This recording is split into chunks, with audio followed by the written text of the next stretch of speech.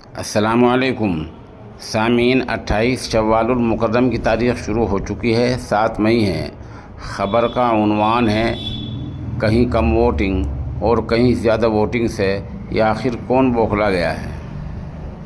جس طرح کا مظاہرہ آج سنبھل میں دیکھنے کو ملا ہے، پولیس یہ کہہ رہی ہے کہ کچھ فراڈ لوگوں نے ووٹ ڈالے ہیں اور ان کی جانچ کی جا رہی ہے، ان کی پہچان کی جا رہی ہے۔ یہ وہاں کی پولیس کا دعویٰ ہے۔ جو ویڈیو سامنے آئے ہیں ان میں دیکھا جا سکتا ہے کہ پولیس والے لاٹھی چارج کر رہے ہیں، ایسی خبر میڈیا میں آئی ہے۔ بہرحال سنبھل میں اس سب کے باوجود پھر بھی 61% سے زیادہ ووٹنگ ہوئی ہے، جو بہرحال اپنا ایک ریکارڈ ہے۔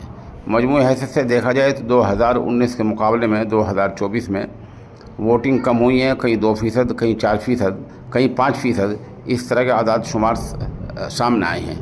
بظاہر سمجھا جا رہا ہے کہ کم ووٹنگ ہونے سے حکمراں جماعت کو جھٹکا لگ سکتا ہے۔ ویسے بھی اب دیکھنا یہ ہے کہ اور مودی جی مزید کیا فارمولہ لاتے ہیں۔ پچھلے ہفتے ان کا فارمولہ یہ رہا ہے کہ وہ آرکشن پر بات کر رہے تھے۔ ان کا کوئی بھاشن، کوئی تقریر ایسی نہیں تھی جس میں انہوں نے آرکشن پر، ریزرویشن پر اپنی پارٹی کی صفائی نہ دی ہو اور دوسری پارٹیوں پر الزام نہ لگایا ہو۔ انہوں نے اپنے بھاشن میں بار بار راہل گاندھی اور اکھلیش یادو کو شہزادہ کہہ کر پکارا اور بار بار سیاسی خاندان کی بات کہی، اور یہ بھی کہا کہ ملک کی دولت کو ایک ہی سماج کو بانٹ دیں گے، لوگ گہنے لے لیں گے، منگل سوتر لے لیں گے۔ ایسی باتیں یہ تیسرے مرحلے سے پہلے ہوئی ہیں۔